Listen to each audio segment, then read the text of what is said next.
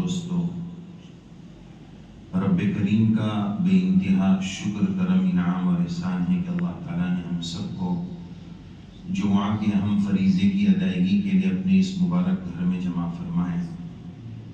اللہ تعالیٰ سے دعا فرمائے اللہ تعالیٰ اس حدیث کو صحیح اور حق بات کہنے اور اللہ تعالیٰ ہم سب کو عمل کے جذبے سے کہنے اور سننے کی سعادت اور توفیق نصیب فرمائے۔ اللہ تبارک و تعالیٰ نے اپنے فضل سے ہم سب کو ایمان والا بنایا ہے، اور ایمان والا اپنی من چاہی زندگی نہیں گزار سکتا ہے، ورنہ وہ صحیح معنی میں ایمان والا نہیں ہے۔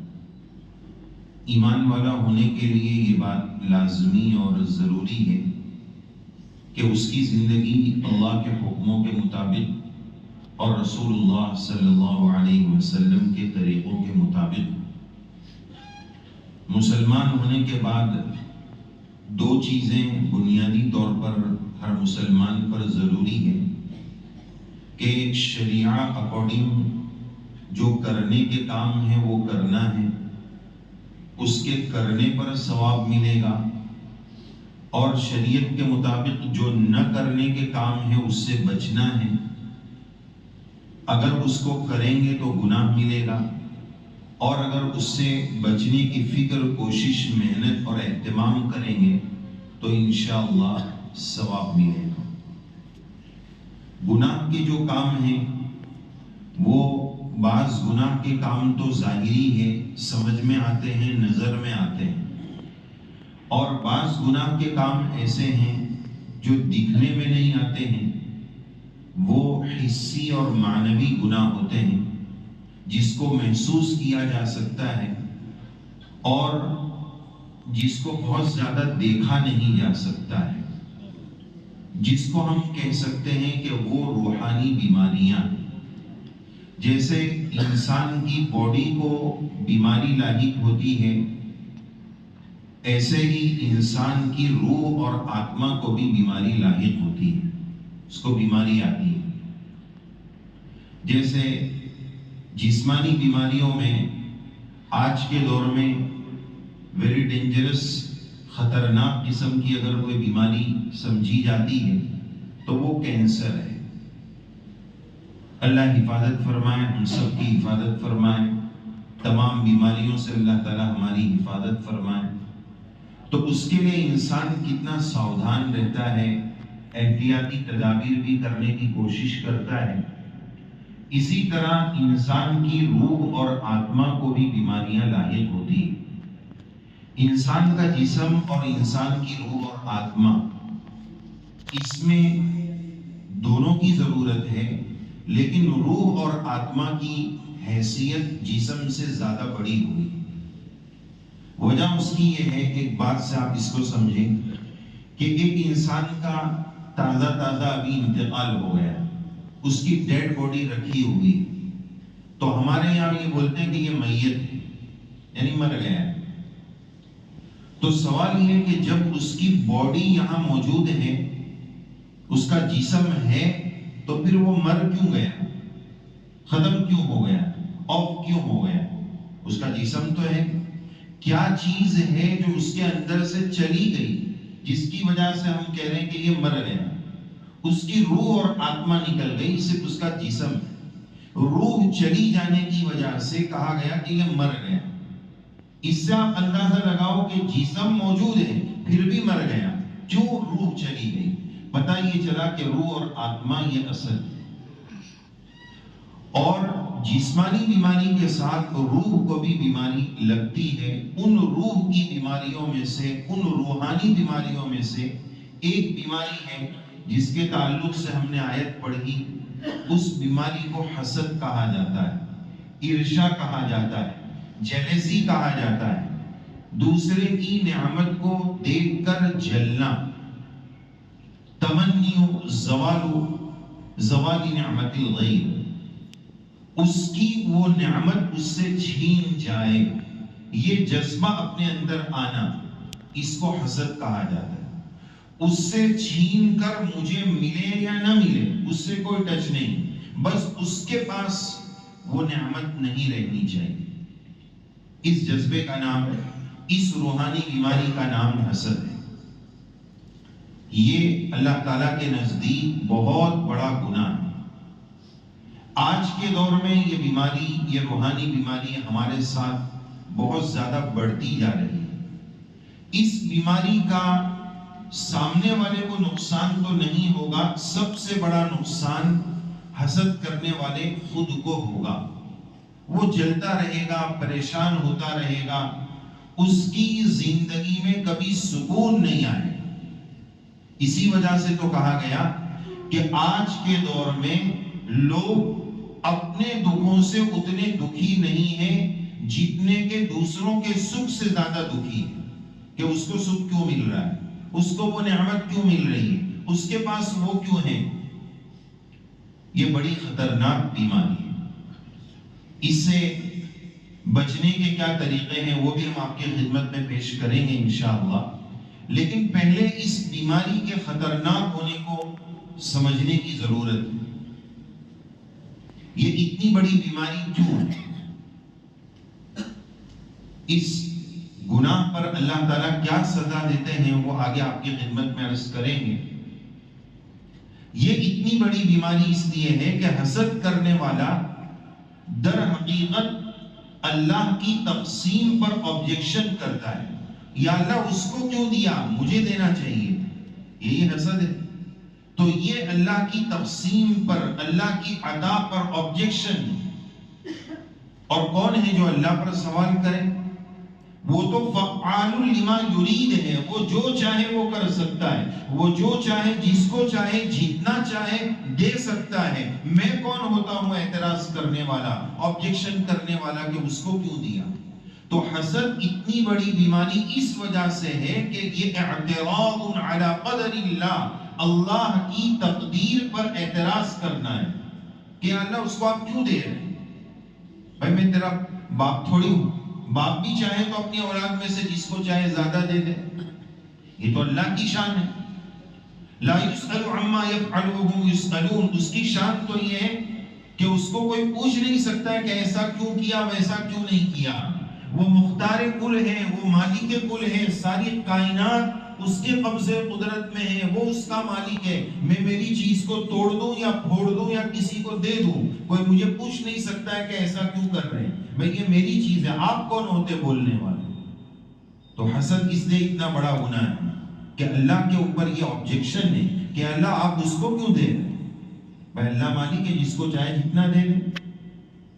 اور یاد رکھیں 3 کام ایسے ہیں جس میں ہمیں قرآن و سنت میں یہ بات ملتی ہے کہ ان 3 گناہ کے کرنے پر تمہاری سب نیکیاں صفر ہو جائے گی، زیرو ہو جائے گی، نیل ہو جائے گی۔ 3 کام شریعت میں ایسے ملتے ہیں۔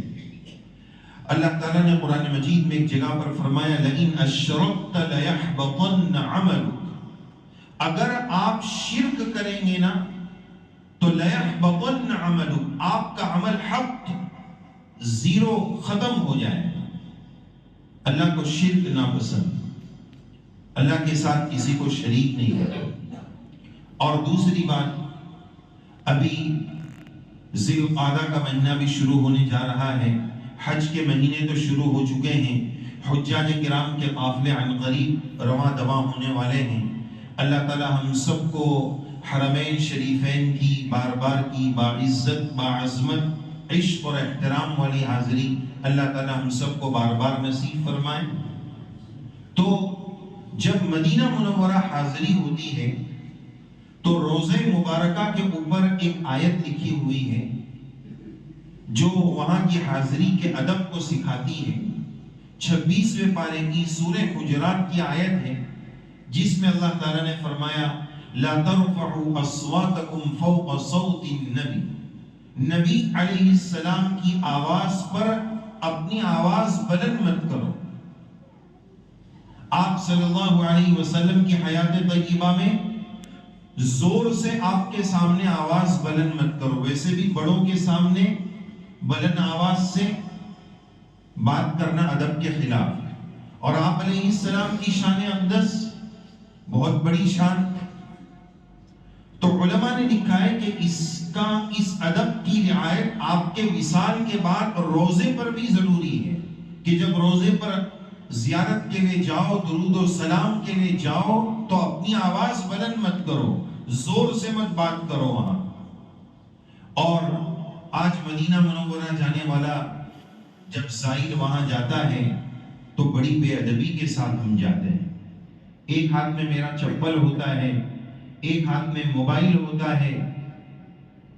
کتنی بے ادبی کی بات ہے. ہم کسی بزرگ کے پاس جائیں گے تو کیا ان کے پاس ایسے چپل پکڑ کر جائیں گے؟ بہت ادب کے ساتھ جانا چاہیے، شور شرابے کے ساتھ نہیں. آج کل جب ریاض الجنہ کا اپوائنٹمنٹ ملتا ہے تو لوگ بھاگ کر جاتے ہیں، دوڑ کر جاتے ہیں، چلاتے ہیں. یہ ادب کے خلاف بہت بڑا اس کا نقصان ہے.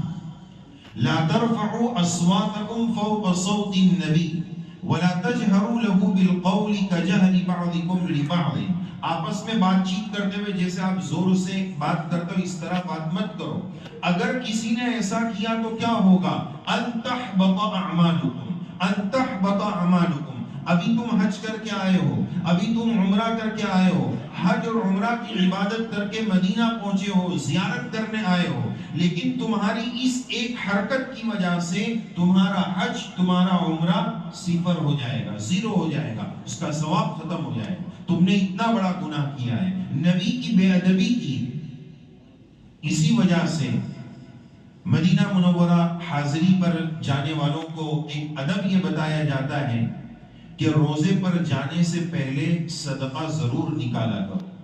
اذا ناجیتم الرسول فقدموا بین یدی نجواکم صدقہ. اس آیت پر سب سے پہلے عمل حضرت علی رضی اللہ عنہ نے کیا تھا کہ جب نبی علیہ السلام سے پرائیویٹ بات کرو، خاص بات کرنے جاؤ، ملاقات کرنے جاؤ، تو اس سے پہلے صدقہ نکال دو. یہ آیت میں موجود ہے. ابھی یہ واجب یا فرض نہیں ہے، لیکن علماء نے لکھا ہے یہ آج بھی مستحب ہے. صدقہ اس وقت کیوں نکالنا ہے؟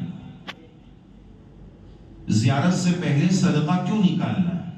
علماء نے اس کی وجہ بتائی کہ اگر ہم روزے پر پہنچے اور ہم سے کوئی بے ادبی ہو جائے تو اس کا وبال کتنا بڑا ہے کہ ان تحبط اعمالکم، عمل ضائع ہو جائے گا، اکارت ہو جائے گا، صفر ہو جائے گا. یہ کتنا بڑا نقصان. اور ہماری بے ادبی کی وجہ سے اگر حضور کو تکلیف ہو گئی تو یہ کتنا بڑا نقصان، کتنی بڑی مصیبت ہے. اور حدیث شریف میں آتا ہے کہ صدقہ بلاؤں کو ٹالتا ہے. تو اللہ نہ کرے مجھ سے اگر کوئی بے ادبی ہو جائے اور اس کی وجہ سے کوئی مصیبت آنے والی ہو تو یہ صدقہ اس مصیبت کو ٹال دے گا. اس لیے حضرت شیخ رحمت اللہ علیہ کے حالات میں لکھا ہے، حضرت جب بھی روزے پر حاضر ہوتے اپنے پاس جو کچھ ہوتا وہ سب کچھ اللہ کے راستے میں صدقہ کر دے.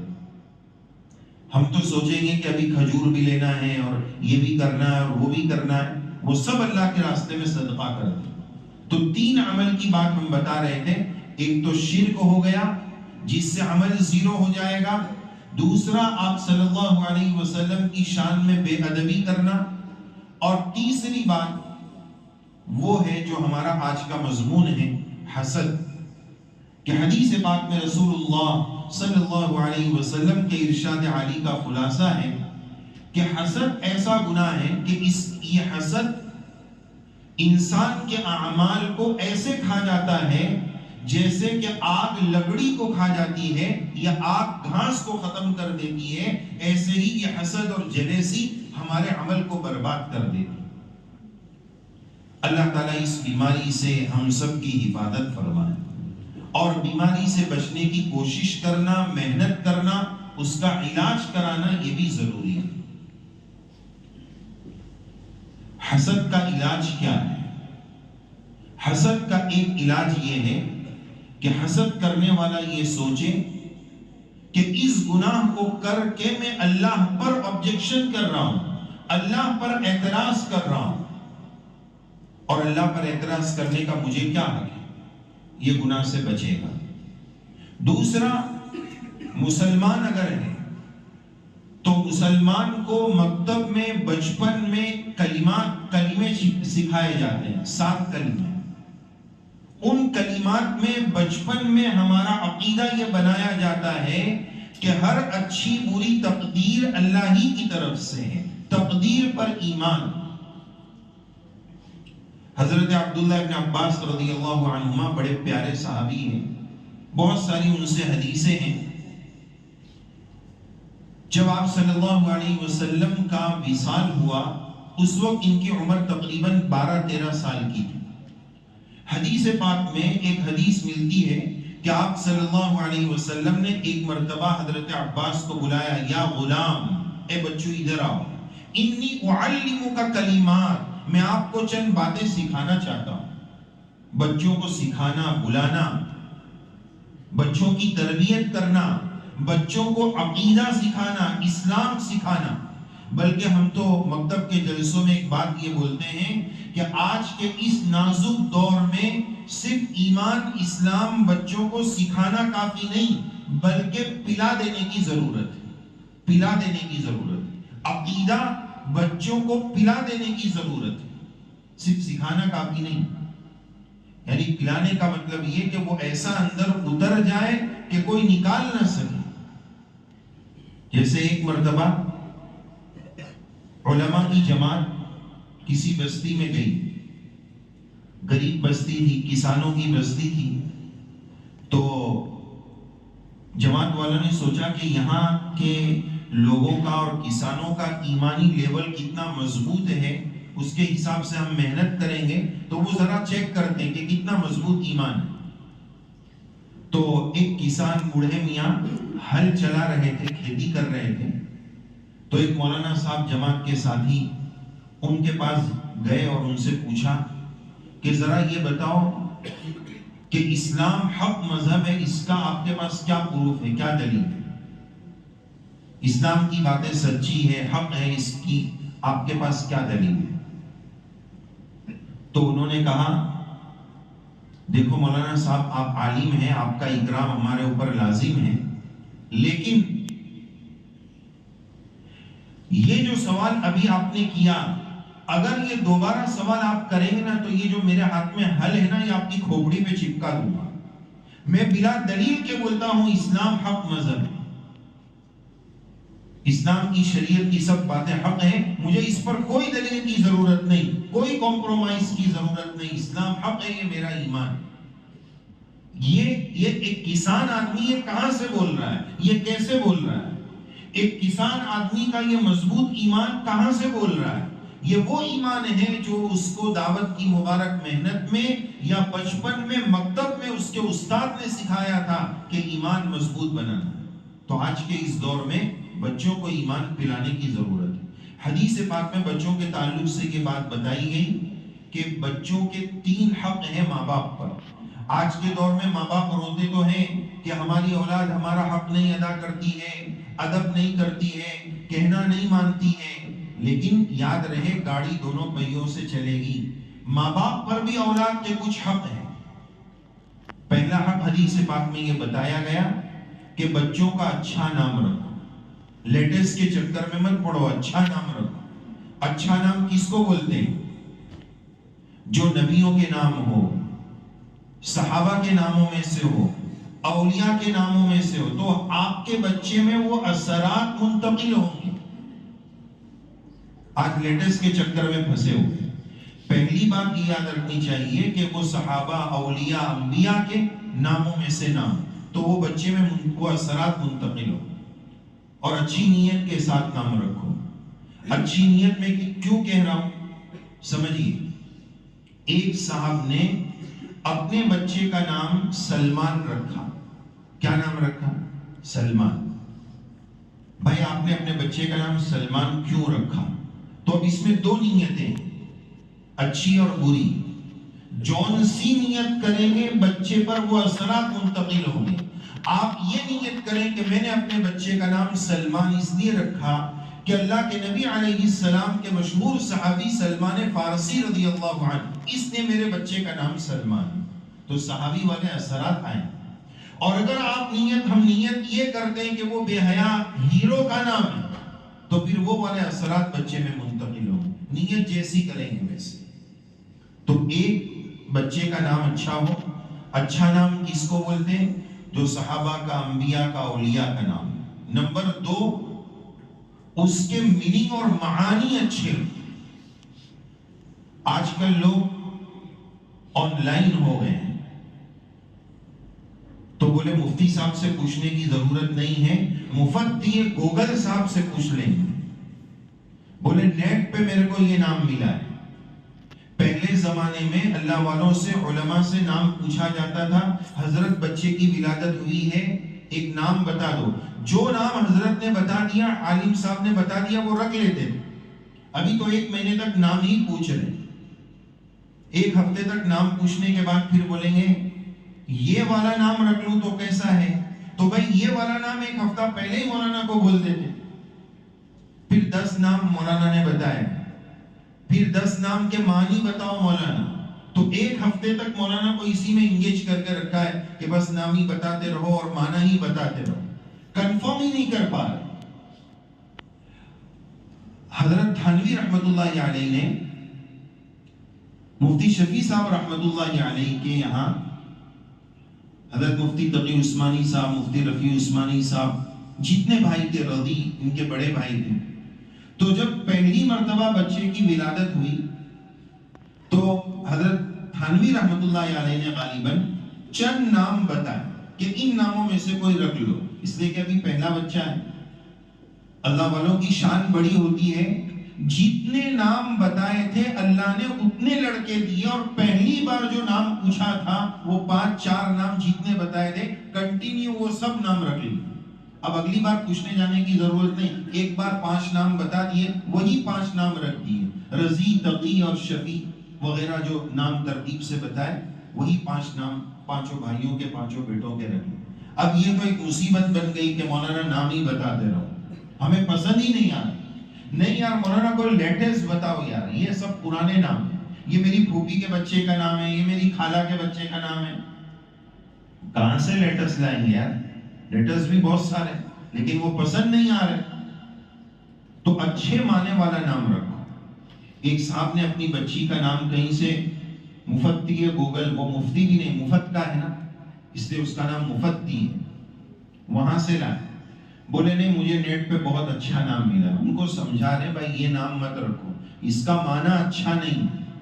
بولے نہیں مجھے تو بہت اچھا معنی ملا ہے نیٹ پر. بھائی وہاں نقلی مال ہوتا ہے، اصلی مال نہیں ہوتا ہے، مکسنگ مال ہوتا ہے. اصلی بھی ہوتا ہے، نقلی بھی ہوتا ہے. کیسے پتا چلے گا؟ میں آپ کو کیا بتاؤں. انہوں نے کہا کہ نہیں میں تو یہی رکھوں گا. پہلے آپ اس کے معنی بھی بہت اچھے. میں نے کہا دیکھو اس کے اصل معنی میں آپ کو بتاؤں گا، مجھے شرم آ رہی ہے، آپ کی بچی ہے. بولے نہیں اس کے معنی بہت اچھے. میں نے کہا دیکھو آپ کو رکھنا ہے تو رکھیں. عربی ڈکشنری میں اس کے معنی ہوتے ہیں زنا کرنے والی عورت. بولے نہیں یہ نام بہت اچھا. اب آپ سوچ لو، تو یا تو بڑوں کے نام میں سے ہو، دوسری بات اس کے میننگ بہت اچھے ہو، تیسری بات لیٹسٹ ہونا شریعت میں منع نہیں. قرآن شریف میں ہے حضرت یحییٰ علیہ السلام کے بارے میں، اسمہ یحییٰ لم نجعل لہ من قبل سمیہ.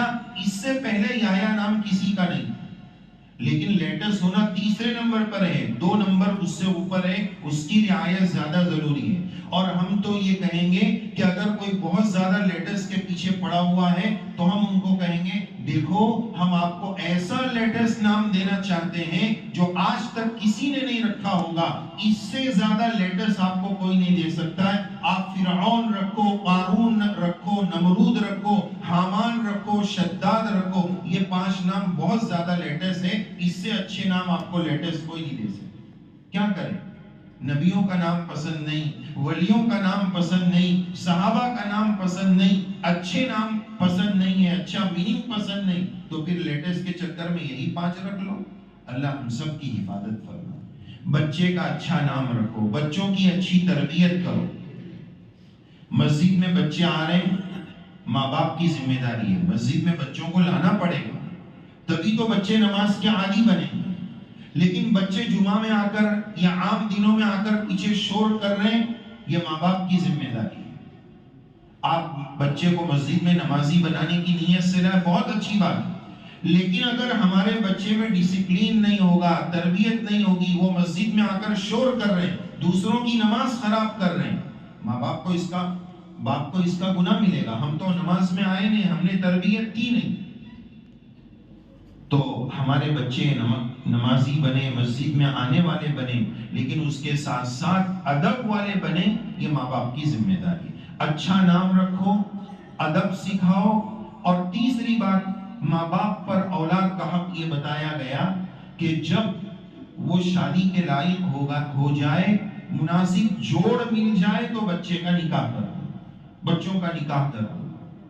آج کل کے دور کی طرح خواہ ٹال مٹول مت کرو، ڈیلے مت کرو، انگیجمنٹ، منگنی اور شادی کے پیریڈ کو لمبا مت کرو کہ وہ ابھی ڈاکٹر بن رہا ہے، وہ ابھی پڑھ رہی ہے، میرا لڑکا اپنے پاؤں پہ کھڑا ہو رہا ہے اس لیے کہ وہ لنگڑا ہے۔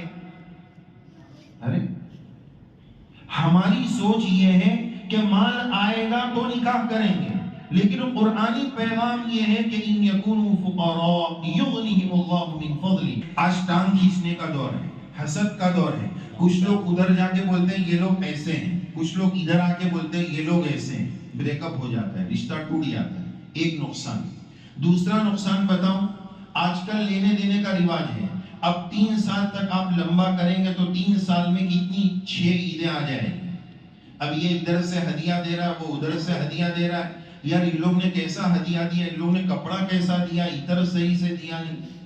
یہ دھاگا بڑا نازک ہے، جب تک شادی نہیں ہوگی نازک دھاگا کبھی بھی ٹوٹ جائے گا۔ ان لوگ نے یہ نہیں دیا، ہم نے تو وہ دیا، یہ جھگڑا ہوگا۔ تیسرا نقصان سنیے، اس کا تیسرا نقصان یہ کہ آج موبائل کا دور ہے، چیٹنگ اور سیٹنگ کا دور ہے۔ جب تک میں نے قبول کیا نہیں بولے گا، لڑکا لڑکی آپس میں بات نہیں کر سکتے۔ آج کل نمبر مل جانا کوئی مشکل کام نہیں۔ اب یہ لڑکا لڑکی روزانہ رات میں بیٹھ کر چیٹنگ کر رہے ہیں، سیٹنگ کر رہے ہیں، گناہ ہوگا۔ حدیث شریف میں آتا ہے کہ اگر صحیح وقت پر آپ نے نکاح نہیں کیا، اولاد کسی گناہ میں پڑ گئی، اس گناہ کا وبال ماں باپ کو بھی ہوگا۔ چور چوری کب کرتا ہے؟ جب حلال اس کے پاس نہیں ہے تو وہ حرام کی طرف جاتا ہے۔ ہم اپنی اولادوں کو صحیح وقت پر شہوت کی تکمیل کے لیے حلال پرووائڈ نہیں کریں گے، ہماری اولادیں حرام کی طرف جائے گی، اس کا گناہ ماں باپ کو ملے۔ یہ 3 حق ہے، اچھا نام رکھو، اچھی تربیت کرو، اور صحیح وقت پر نکاح کرا لو۔ یہ دوسری بات شروع ہو گئی، میں تو حسد پر بات کر رہا تھا، آخری بات عرض کر کے اپنی بات مکمل کروں، ٹائم ہو گیا امام سے۔ میں یہ عرض کر رہا تھا حسد سے کیسے بچیں۔ ایک تو یہ سوچیں کہ اللہ پر آبجیکشن کرنے کا مجھے کیا حق ہے، دوسرا یہ سوچیں کہ اپنی تقدیر پر میرا ایمان ہے، جو لکھا جا چکا ہے وہ مجھے مل کر رہے گا، تو میں حسد کیوں کروں۔ حسد کر کے تیسرا نقصان، تیسری بات یہ کہ میں یہ سوچوں کہ حسد کرنے سے اس کا تو کچھ نقصان ہوگا نہیں، میرا ہی ہوگا، میں ہی جل جل کر پریشان ہوں گا۔ اور حسد کی آگ تو بڑھتی ہے، کبھی کم نہیں ہوتی ہے۔ ایک لطیفہ اس پر ہم عرض کرتے ہیں اکثر، یہ لطیفہ سنا کر اپنی بات مکمل کروں۔ ایک مرتبہ ایک شاعر نے کسی بادشاہ کی شان میں کچھ اشعار کہے، تو آج کے دور میں ابھی سب سے بڑی نوٹ 500 روپے کی ہے، تو میں وہی مثال میں بول دوں کہ بادشاہ نے وہ شاعر کو 500 روپے دے دیے، وہ خوش ہو گیا۔ اب بادشاہ کا جو وزیر تھا اس کو حسد ہوا کہ آپ نے ان کو 500 روپے دیے، ہمیں تو کبھی نہیں دیتے ہو۔ تو بادشاہ نے کہا دیکھو میں تو واپس نہیں لے سکتا ہوں، تم کو اختیار ہے، کوئی ترتیب کر کے تم واپس لے سکتے ہو۔ وہ شاعر کو پکڑ کے لایا اور کہا بادشاہ کے پاس چل، 500 روپے لے کے کہاں جا رہا ہے، کچھ سوال کا جواب دینا پڑے گا۔ بولا بتاؤ کیا سوال ہے۔ اس نے سوال یہ کیا کہ یہ بتاؤ بادشاہ سلامت کی ہتھیلی پہ بال کیوں نہیں؟ اب یہ بڑا گلابی سوال تھا، اللہ نے ہتھیلی پر بال نہیں رکھا ہے تو نہیں۔ بولے نہیں، بتاؤ ہتھیلی پر بال کیوں نہیں۔ شاعر تھا، ہوشیار تھا، اس نے جواب یہ دیا کہ بادشاہ سلامت اتنے سخی ہے کہ ان کی سخاوت کے کیا کہنے، جب انہوں نے دینا شروع کیا اور اتنا دیتے ہیں کہ ان کی ہتھیلی کے بال اڑ گئے۔ بادشاہ کو جواب بہت پسند آیا، ایک 500 روپے اور نکال کے دے دیے۔ حسد کی آگ اور بڑھ گئی کہ یہ تو لینے والی بات تھی، یہ تو اور الٹا ہو گیا، حسد کی آگ اور بڑھ گئی۔ اب کہا کہ رک، ایک سوال اور ہے، یہ بتا کہ تیری ہتھیلی پر بال کیوں نہیں؟ تو اس نے اور پیارا جواب دیا کہ بادشاہ سلامت کی سخاوت کے کیا کہنے، اور ان کی سخاوت جب ہم جیسوں پر سمندر کی طرح ٹھاٹے مارتی ہے تو پھر رکنے کا نام نہیں لیتی ہے۔ بادشاہ کے دیتے دیتے اڑ گئے اور ہم جیسوں کے لیتے لیتے اڑ گئے۔ ہم کو اتنا دیتے ہیں، ایک نوٹ بادشاہ نے اور دے دی تھی۔ یہ تو اور پیارا جواب ہے، حسد کی آگ اور بڑھ گئی۔ کہا رک، آخری سوال کا جواب دے اور یہ بتا۔ وزیر نے کہا کہ میری ہتھیلی پر بال کیوں نہیں؟ تو کہا کہ بادشاہ کے دیتے دیتے اڑ گئے، ہم جیسوں کے لیتے لیتے اڑ گئے، اور تم جیسوں کے کفے افسوس ملتے ملتے اڑ گئے، ایک 500 اور مل گئے۔ حسد کی آگ ختم نہیں ہوتی۔ اللہ اس بیماری سے ہم سب کی حفاظت فرمائے۔ آخری علاج بتاؤں حسد کی اس بیماری کا علاج ایک یہ بھی ہے کہ صبح شام کے جو اذکار ہیں، معمولات ہیں، بطور خاص فلق اور ناس پڑھنا، جس سے نظر سے بھی حفاظت ہوگی، حسد سے بھی حفاظت ہوگی۔ وَمِن شَرِّ حَاسِدٍ إِذَا حَسَدَ، اللہ تعالیٰ اس کے ذریعے حاسدین سے بھی ہماری حفاظت کریں گے۔ تو ان معمولات کا اہتمام کرنا، خاص طور پر فلق ناس کا پڑھنا، اللہ تعالیٰ کہنے والے گنہگار کو بھی عمل کی توفیق نصیب فرمائے، ہم سب کو توفیق عمل سے نوازے، آمین یا رب العالمین۔ وآخر دعوانا ان الحمد للہ